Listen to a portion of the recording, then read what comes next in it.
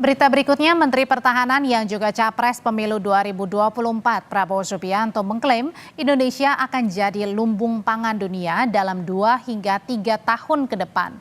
Hal ini disampaikan Prabowo saat menghadiri wisuda sarjana Universitas Kebangsaan Republik Indonesia di Bandung, Jawa Barat.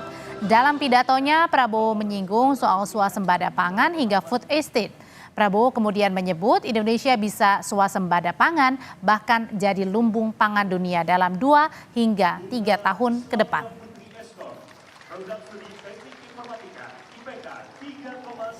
Sarjana-sarjana muda yang akan menghadapi masa depan, saya katakan masa depan kalian cerah, masa depan kalian gemilang.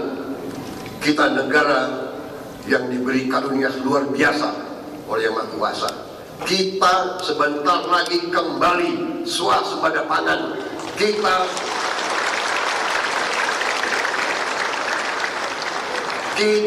tidak akan impor makanan. Dalam 2-3 tahun lagi kita bahkan akan menjadi supplier. Kita akan menjadi lumbung pangan dunia, saudara-saudara. 3 tahun lagi.